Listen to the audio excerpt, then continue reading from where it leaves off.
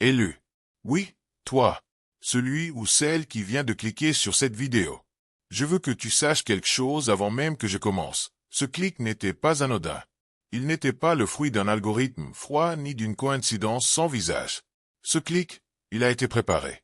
Il a été posé.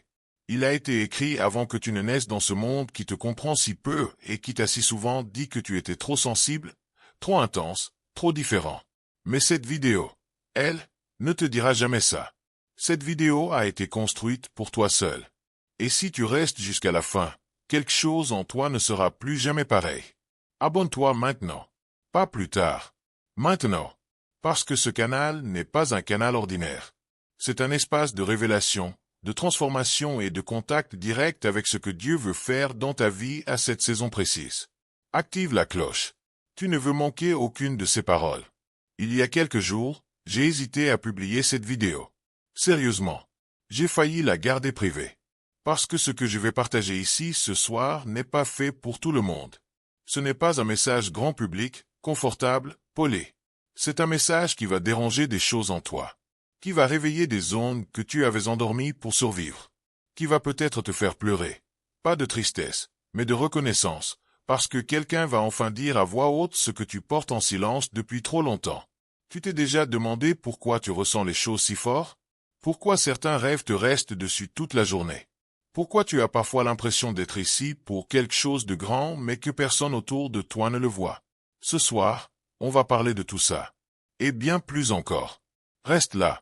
Cette vidéo sera bientôt privée. Ce que tu vas entendre dans les prochaines minutes, c'est une transmission. Une offrande. Un acte prophétique. Prépare ton cœur. Attends. Je dois m'arrêter une seconde avant qu'on aille plus loin. Parce que ce que je vais te dire maintenant, ça ne peut pas attendre la fin de la vidéo. Ça doit être dit ici, à ce moment précis, parce que si tu es en train de regarder cette vidéo, c'est que tu es prêt à recevoir ce que je vais t'offrir. Il y a 4 ans, Dieu m'a mis dans une saison de désert. Pas une saison confortable. Une saison de nuits sans sommeil, de combats intérieurs que je ne pouvais décrire à personne, de questions qui n'avaient pas de réponse dans aucun livre que je connaissais. Et dans ce désert-là, j'ai commencé à écrire. Pas parce que j'avais le choix. Parce que si je n'écrivais pas, ces révélations allaient m'étouffer. Ce livre s'appelle « Quand l'invisible devient réel et que ta vie bascule ». Ce livre, ce n'est pas un livre de développement personnel. Ce n'est pas un recueil de citations spirituelles joliment présentées. C'est un voyage. Un vrai.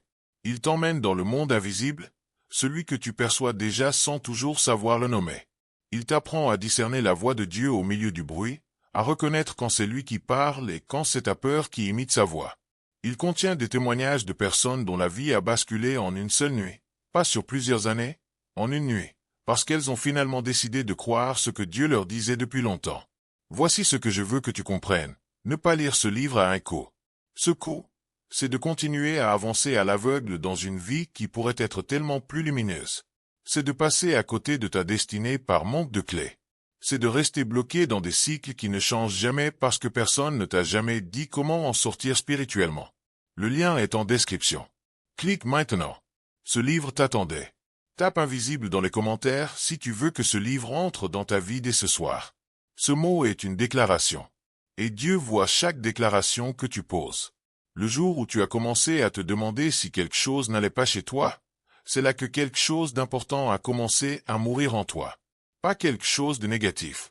Quelque chose de précieux. Cette certitude intérieure, profonde, silencieuse, que tu étais là pour une raison. Cette flamme-là, le monde a essayé de l'éteindre. Et il a presque réussi. On t'a dit que tu étais trop dans ta tête. Trop émotif. Trop spirituel. Pas assez pratique. Pas assez ancré dans la réalité. Et tu as commencé à te plier. À te rétrécir. À cacher les parties de toi qui débordaient. Tu as appris à sourire quand ça allait mal. À dire ça va quand tu portais des montagnes. Tu as appris à vivre à l'étroit dans un costume qui n'était pas le tien. Mais voici la vérité que personne dans ta vie ne t'a peut-être jamais dite clairement. Tu n'es pas trop. Tu es exactement ce que Dieu a conçu. Le fait que tu te sentes différent, c'est une information. Pas une malédiction. Une information. Une indication que ta trajectoire n'est pas la trajectoire standard. Que ta vie ne peut pas être vécue selon les mêmes codes que ceux qu'on t'a appris à l'école, au travail, dans ta famille. Dieu ne crée pas en série. Il crée en profondeur. Et toi, tu es un de ces êtres profonds. Ceux qui sentent les choses avant qu'elles arrivent. Ceux qui portent des fardeaux qui ne leur appartiennent pas mais qu'ils portent quand même parce que leur cœur est trop grand pour fermer la porte. Ceux qui prient dans le silence et qui voient des réponses arriver d'une façon que les autres qualifient de chance. Tu n'as pas de chance. Tu as une alliance. Et ce soir, je veux que tu reçoives ceci. Tu es vu. Pas de loin. Pas de manière générale. Tu es vu dans les détails. Dans tes nuits. Dans tes luttes silencieuses. Dans ces moments où tu as presque tout lâché. Dieu était là. Il était là et il n'a pas détourné les yeux. Tape alliance dans les commentaires si tu reçois cette parole pour toi ce soir. Celle-là. Déclare-la. Parce que ce que tu confesses avec ta bouche commence à changer dans ta vie. Il y a un vide particulier. Un vide que ni le succès, ni les relations, ni les distractions ne parviennent à remplir. Tu le connais. Tu l'as senti. Peut-être ce soir encore. C'est ce vide qui t'a fait cliquer sur cette vidéo. Et ce vide, contrairement à ce qu'on t'a dit, n'est pas un problème à régler. C'est une invitation. Ce vide a un nom. Il s'appelle le manque de l'éternel dans une vie temporelle. Il s'appelle la conscience que quelque chose de plus grand t'attend de l'autre côté de tes peurs. Il s'appelle la distance entre l'homme que tu es et l'homme que tu es censé devenir. Et quand tu le sens, ce vide, il est insupportable. Parce que rien autour de toi ne semble à la hauteur de ce que tu portes à l'intérieur. J'ai parlé à des centaines de personnes dans ce cas. Des gens qui avaient tout sur le papier. Le travail, la famille, les projets. Et pourtant, ce vide, cette sensation de marcher sur une route qui n'est pas la leur. Cette impression que la vraie vie commence quelque part mais qu'ils n'arrivent pas à trouver la porte d'entrée. Ce que personne ne leur avait dit, c'est que ce vide est une boussole. Il pointe dans la direction où Dieu t'appelle. Ce n'est pas une absence de sens. C'est un excès de destinée qui cherche à s'exprimer. Et quand tu ne lui donnes pas d'espace, il devient douleur. Il devient héros. Il devient cette fatigue chronique qui n'a rien à voir avec le manque de sommeil. La tension, elle est là. Entre ce que tu vis et ce que tu sais possible. Entre ce que les gens autour de toi projettent sur toi et ce que Dieu a gravé en toi avant ta naissance. Et cette tension, si tu ne l'adresses pas, elle va continuer à s'accumuler jusqu'à exploser dans un endroit que tu n'as pas choisi. Alors voici le déclic. Arrête de fuir ce vide. Rentre dedans. Pose-y une question honnête. Et écoute la réponse qui vient. Pas de ta tête, de ton ventre spirituel. Cette réponse-là, c'est Dieu qui parle. Écris VIE réel dans les commentaires si tu es prêt à arrêter de fuir et à trouver la porte. Ce commentaire est une déclaration d'ouverture. Personne ne te prépare à ça. Personne ne t'explique que le fait d'être appelé à quelque chose de grand implique une résistance proportionnelle. Que plus ta destinée est haute, plus les obstacles qui essaient de t'en éloigner seront intenses, subtils et souvent déguisés en personnes bienveillantes, en opportunités séduisantes ou en voies intérieures qui utilisent ta propre logique pour te retenir. L'élu traverse des choses que l'œil ordinaire ne voit pas. L'élu traverse des périodes de retraite forcée où tout ce qu'il a construit semble s'effondrer. Et au lieu de comprendre que c'est une purification, une restructuration divine, il pense qu'il a tout raté. Il se compare. Il regarde ceux qui avancent et il se demande pourquoi lui est en pause. Mais voici ce que la Bible dit sans jamais te l'avoir expliqué dans ce sens. Joseph n'est pas allé du puits au palais en ligne droite. Il a traversé la prison. Et la prison n'était pas une punition. C'était une école. C'était le lieu où Dieu lui installait des compétences qu'il ne pouvait pas acquérir autrement. Des compétences de gouvernance, d'humilité, de persévérance sans applaudissements. Toi aussi, il y a des prisons dans ton histoire. Des périodes que tu voudrais oublier. Des chapitres que tu as honte de lire. Et si je te disais que ce sont précisément ces chapitres-là qui contiennent les clés de ta prochaine saison? Que c'est dans le creux de tes expériences les plus sombres que Dieu a déposé les révélations les plus précieuses. Ce que ça coûte, c'est l'ego. Ce que ça coûte, c'est l'illusion que tu dois tout comprendre avant d'avancer. Ce que ça coûte, c'est le besoin d'approbation extérieure pour valider ce que Dieu t'a dit de l'intérieur. Et quand tu acceptes de payer ce prix, quelque chose se déplace. Pas progressivement. Brutalement. Glorieusement. Commente Joseph si tu traverses une prison en ce moment et que tu as besoin de te rappeler que ce n'est pas la fin de l'histoire. Je vais te parler d'une nuit. Pas la mienne. Celle d'une femme que j'appellerai Clarisse. Clarisse avait 34 ans. Elle était mère, elle travaillait, elle priait. De l'extérieur, tout allait. De l'intérieur, Elle était en train de mourir. Pas littéralement. Spirituellement. Émotionnellement. Elle m'a dit ces mots exactement. J'avais l'impression de vivre la vie de quelqu'un d'autre en espérant que la mienne allait commencer un jour. Ce soir-là, Clarisse a pris une décision. Elle a refusé de continuer à s'éteindre. Elle a ouvert sa Bible à une page au hasard, ce qu'elle ne faisait jamais parce qu'elle trouvait ça trop mystique, et elle est tombée sur Ésaïe 43. Ne te souviens plus des choses passées. Je vais faire une chose nouvelle. Elle germe déjà. Ne la vois-tu pas? Et quelque chose en elle a craqué. En bien. Comme quand une coque trop serrée cède enfin et laisse sortir la graine. Cette nuit-là, Clarisse a prié différemment. Elle n'a pas demandé. Elle a déclaré. Elle a dit à Dieu. Je ne comprends pas ce que tu fais, mais j'ai choisi de te faire confiance ce soir. Et le lendemain matin, une opportunité est arrivée. Une qu'elle attendait depuis 3 ans. Comme si Dieu avait juste attendu qu'elle lâche le contrôle pour pouvoir poser ce qu'il avait déjà préparé. Ce n'est pas une coïncidence. C'est une loi spirituelle. Le lâcher-prise n'est pas une faiblesse.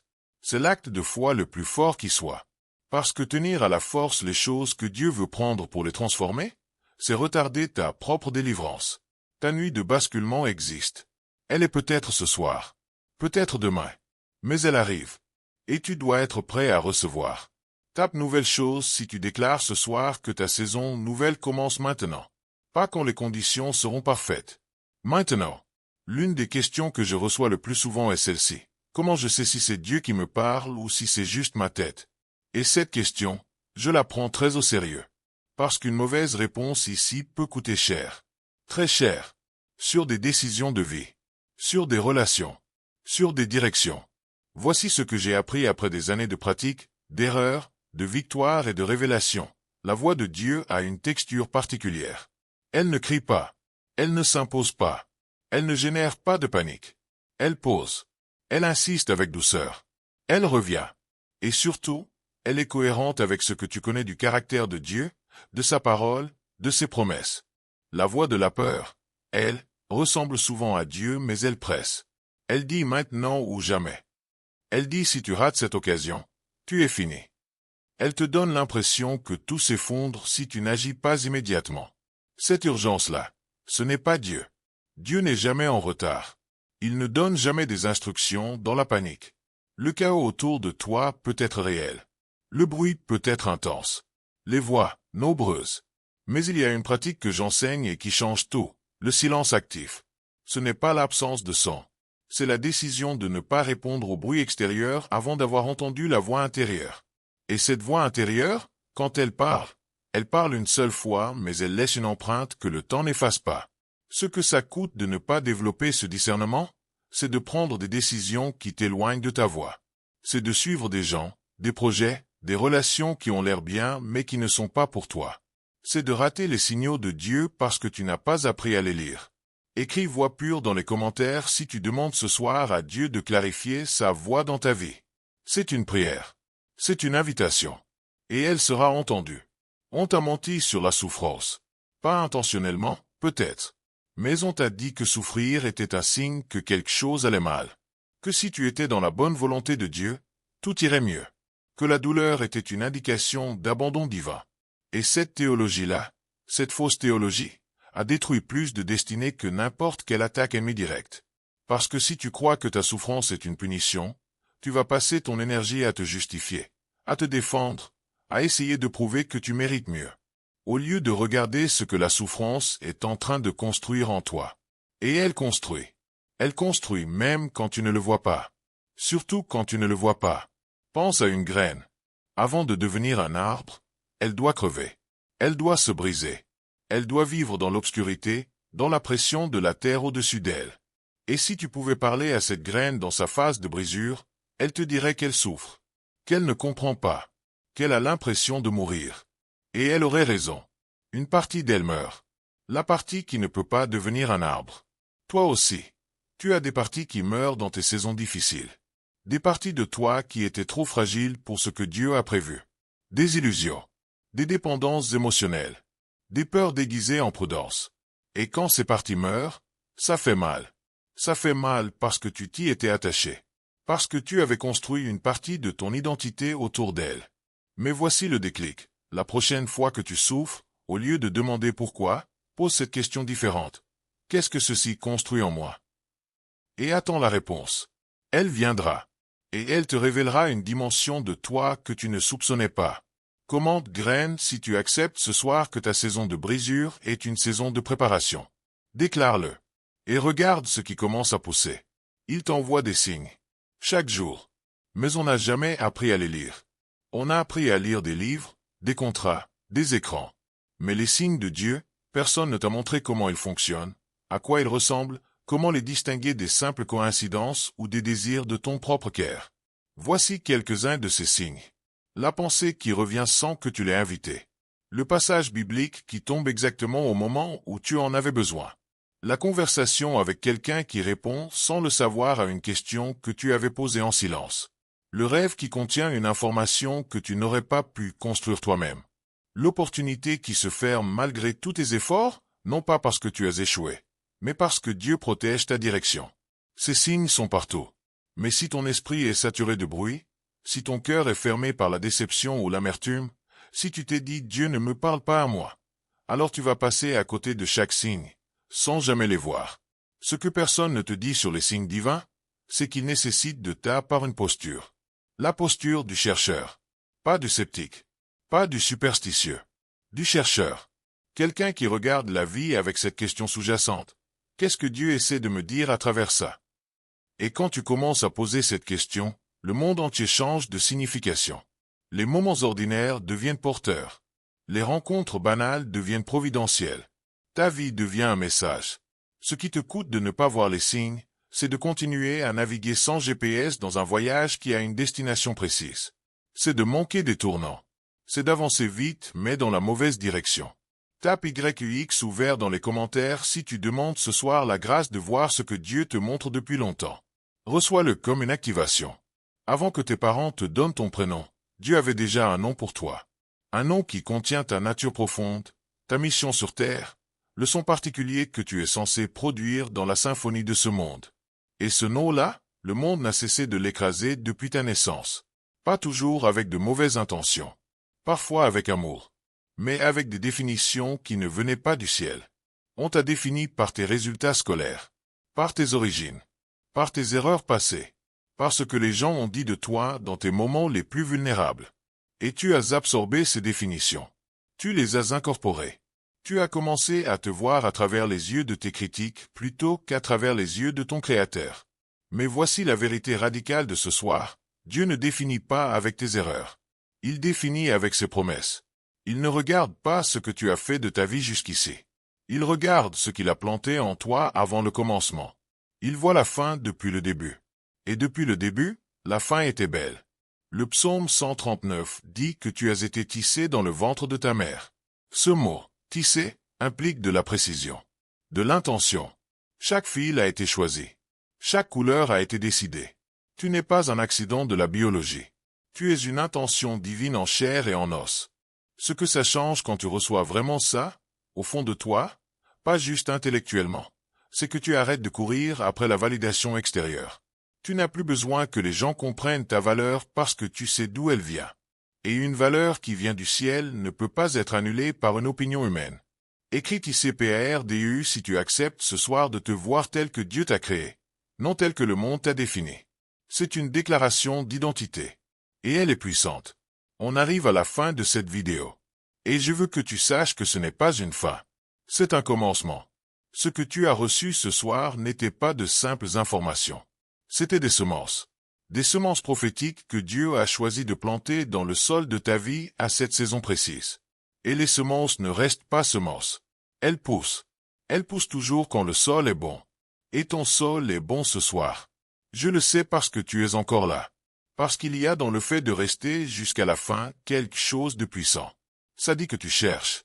Ça dit que tu es prêt. Et Dieu ne déçoit jamais ceux qui cherchent avec un cœur sincère.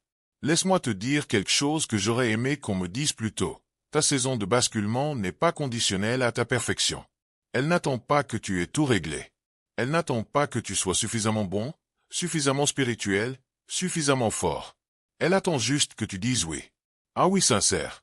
Un oui qui vient de cet endroit en toi que le monde n'a pas encore réussi à atteindre. Ce soir, Dieu t'invite à quelque chose de précis. Il t'invite à renoncer à la version de toi-même que tu as construite pour survivre et à commencer à habiter la version de toi-même qu'il a construite pour que tu prospères. Ce n'est pas la même personne. Et le passage de l'une à l'autre ne se fait pas en un an de thérapie, pas en 10 livres de développement personnel. Il se fait en une décision. Une décision du cœur. Prise dans le secret. Devant Dieu seul. Tu peux la prendre maintenant. Maintenant, pas demain. Maintenant, pendant que quelque chose brûle encore en toi. Pendant que ces mots font encore leur travail dans ton esprit. Ne laisse pas la nuit effacer ce que la lumière vient de déposer. Et rappelle-toi le livre. Quand l'invisible devient réel et que ta vie bascule. Si tu veux aller plus loin. Si tu veux des clés concrètes pour naviguer le monde spirituel avec intelligence, avec discernement, avec autorité, ce livre est la prochaine étape. Le lien est en description. Prends-le ce soir. Pas dans une semaine. Ce soir. Parce que ta destinée ne prend pas de rendez-vous dans une semaine. Elle frappe à ta porte maintenant. Je te remercie d'avoir regardé jusqu'ici. Ça compte. Toi, tu comptes. Ta vie compte. Et ce que Dieu a mis en toi est trop précieux pour rester enfoui. Partage cette vidéo avec une personne qui en a besoin. Une seule. Tu ne sais pas quel état elle est en ce moment.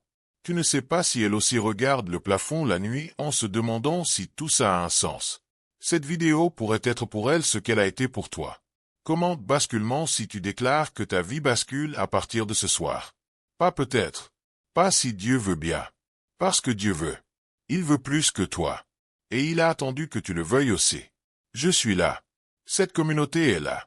Et surtout, Dieu est là. À très bientôt. La prochaine vidéo sera encore plus puissante. Et elle aussi sera peut-être privée très vite. Reste proche.